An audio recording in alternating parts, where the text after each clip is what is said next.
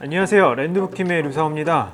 오늘은 랜드북 AI 건축 분석을 어떻게 사용하는지 좀 말씀드릴 건데요. 생각보다 많은 분들이 이게 좀 어렵다고 말씀을 주셔서 어떻게 하면 이거를 잘 해석할 수 있고 잘 현실에서 사용할 수 있는지 한번 말씀드려 보겠습니다. 먼저 저희 랜드북 AI 건축 분석이 원래 이 이름이 아니었어요. 저희 랜드북 프리미엄 분석이라고 해서 명칭을 가지고 있다가 이번에 명칭을 바꾸게 됐습니다. 랜드북 AI 건축 분석이고요. 저희가 자체적인 알고리즘을 만들어서 컴퓨터가 자동적으로 그 땅에 최적화된 건축 설계안을 만들어주고 그 설계안에 따라서 사업성 분석까지 해주는 아주 훌륭한 툴이라고 보시면 될 것 같습니다. 바뀌어서 뭐가 좋은데? 라고 물어보시면 이제 제가 당당하게 드릴 수 있는 말씀은 코어라고 하면 엘리베이터, 복도, 계단이죠. 한쪽에 치우쳐서 나오는 경우가 좀 많았었는데 요거를 웬만하면 가운데로 나올 수 있게끔 바뀌었고, 좋은 건 당연히 복도 면적이 그만큼 줄었다는 거겠죠. 그렇기 때문에 훨씬 더 높은 전용률을 보실 수 있고, 용적률도 조금 더 올라가고 층을 더 잘 찾기도 하고 전반적인 모든 면이 개선이 되었습니다. 하지만 제일 중요한 거는 코어가 가운데로 와서 기본 설계 혹은 나중에 조금 더 딥한 설계 들어가실 때도 AI 건축 설계안과 비슷하게 아마 진행하실 수 있을 거예요. 고객분들이 건축법 어디까지 반영이 되냐라고 물어보시는 경우가 되게 많은데 다 반영됩니다.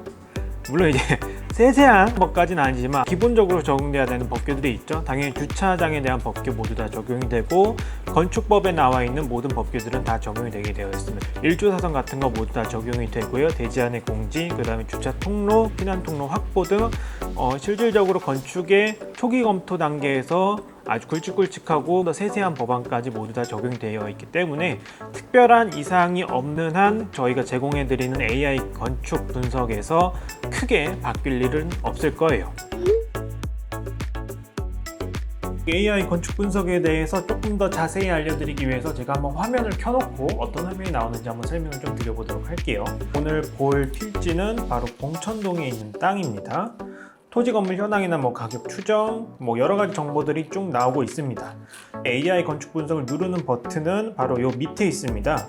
지금은 제가 미리 해놨기 때문에 이게 하얀색으로 나오지만 여러분들 화면에는 아마 이게 파란색 버튼으로 표시가 돼서 요거를 누르시면 이제 AI 건축 분석이 시작이 되고요.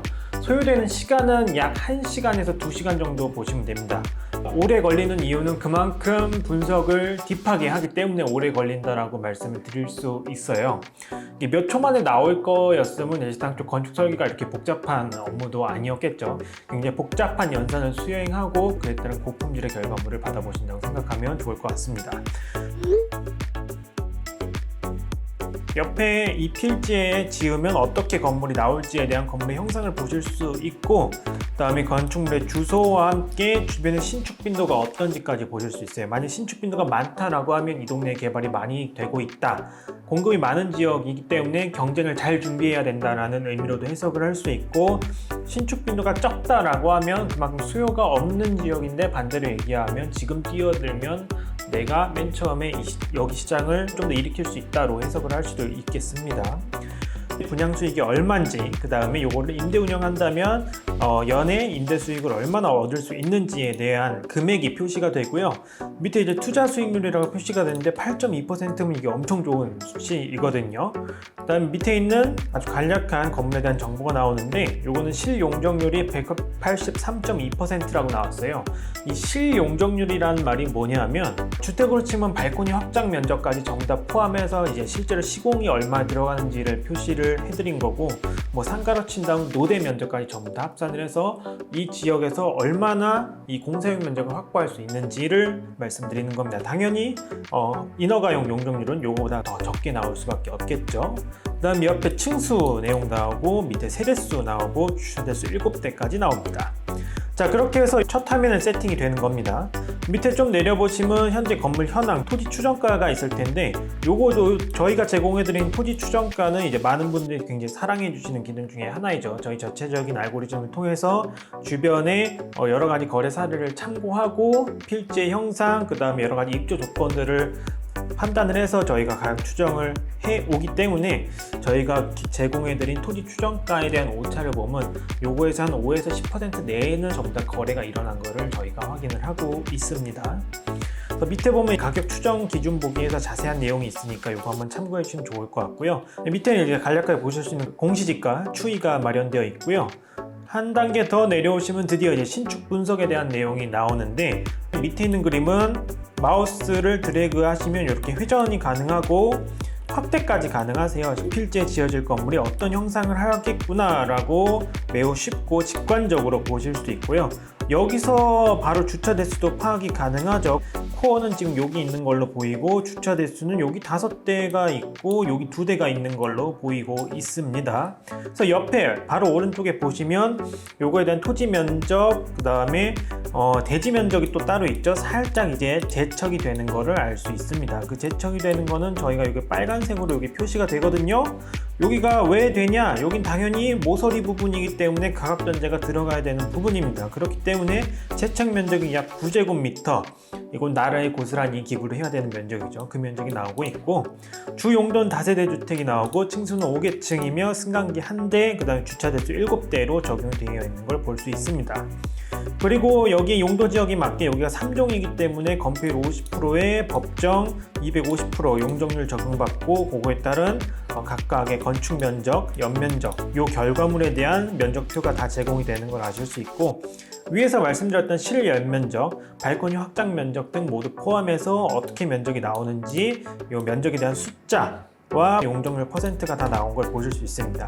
그리고 가끔 이런 전용률에 대해서 문의 주시는 분들 계세요. 요게 상가 같은 경우에는 전용률이 좀 중요하긴 한데, 아시는 분은 아시겠지만 주택에서는 사실 전용률이 그렇게 중요하지는 않습니다. 어떻게 해야 상품성을 높일 수 있을지가 좀 더 중요하기 때문에 그걸 좀 더 초점으로 맞춰 주시면 좋을 것 같고요. 밑에 보시면 그리고 이제 평면도가 나오는데요. 건축사분한테 도면을 받아보실 때 들어가는 내용은 거의 다 있다라고 보시면 되고, 도로 정보까지 저희가 표기가 되고 있습니다. 제가 아까 가각전에 말씀드린 부분이 여기 잘려나간 게 보이시네요. 확대를 한번 해보면 5m 도로고 3m 도로고, 당연히 3m 도로의 통과도로이면 4m를 확보해줘야 되기 때문에 여기서 도로 중심선에서 2m가 후퇴된 걸 보실 수 있고, 그에 따라서 여기도 조금 더 재척이 되는 걸 보실 수 있습니다. 모서리는 당연히 재척이 되고요. 이런 것까지 저희가 모두 다 지금 표현을 해드리고 있고, 밑에 보면 도면에 있는 모든 내용을 표현해 드리려고 노력을 하고 있습니다. 그리고 옆에 보시면 각각의 세대가 어떻게 면적을 가지는지 전용, 실사용, 공용 면적으로 해서 각각 평 혹은 제곱미터로 나타내 드리고 있는 거 보실 수 있고요. 여기 밑에 보시면 1층, 2층, 3층, 4층, 5층 면적이 있습니다. 그래서 각각의 층이 어떤 형상을 가지는지까지 보실 수 있어요. 1층을 조금 더 자세하게 한번 볼게요. 전문가 자문으로 오시면 제가 똑같이 설명해 드리는 건데, 이 계획으로 인해서 어떤 장단점이 있는지도 건축주분들이 반드시 알고 가셔야 되거든요. 주차가 7대가 되어 있는데, 자, 요건 지금 5대 주차가 여기 되어 있는 걸 보실 수 있습니다. 요거는 이제 연접 주차라고 해서 단위 주차 구획이 5개까지 되는 케이스인데요. 실질적으로 요 두 차량 같은 경우에는 요 앞에 차가 나가야지만 이제 자유롭게 진출입이 가능한 구간이기 때문에 매우 불편하겠죠. 이런 주차 같은 경우에도 지금 차로가 이렇게 해서 여기를 이제 전면 도로로 보고 있는 건데, 이것도 조금 더 개선해 할 수 있는 여지가 좀 더 있을 것 같고요. 근데 어쨌든 여기서 7대 주차 대수 확보는 가능하다는 걸 저희가 알 수 있습니다. 여기가 엘리베이터가 있고 여기에 계단실이 있죠. 그럼 출입구가 아마 이렇게 갈 텐데, 이런 출입구 같은 경우에는 이제 도로에서 바로 진출입구가 보이지 않기 때문에 들어가는 사람한테 조금 더 좋은 동선 경험을 줄 수 있겠죠. 그 다음에 한 가지 조금 아쉬운 게 있다면, 다세대 주택 같은 경우에는 이 내부에서 밖으로 뭘 보냐가 굉장히 중요한 요소 중에 하나이거든요. 그렇기 때문에 도로 쪽에는 웬만하면 코어를 배치를 안 하는 경우가 좋긴 한데, 뭐 경우에 따라서 어쩔 수 없이 반드시 도로 쪽으로 코어가 와야 되는 경우가 종종 있습니다.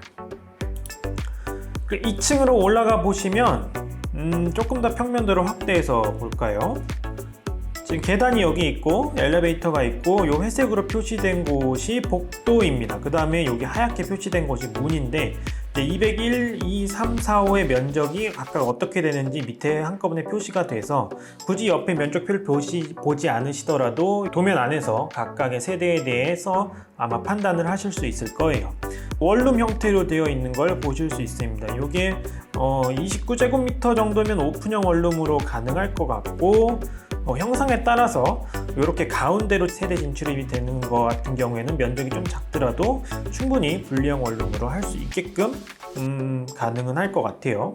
3층은 당연히 평면이 똑같고 4층으로 올라가면 마찬가지로 세대별 다 표시가 되는데 1조 사선이 4층부터 적용되기 때문에 여기는 이제 테라스가 나오게 되겠죠. 당연히 똑같은 40제곱미터라도 테라스가 있냐 없냐에 따라서 여러분들이 분양가, 전세가 그리고 월세가를 다르게 책정할 수 있기 때문에 가격을 추정을 해보실 수 있을 것 같고, 이런 게 바로 이제 상품성이거든요. 당연히 이 테라스는 얼마나 되냐, 그리고 이 테라스가 있더라도 실질적으로 얼마나 더 쓸모가 있냐, 그런 거를 AI 건축 분석에서 보실 수 있습니다.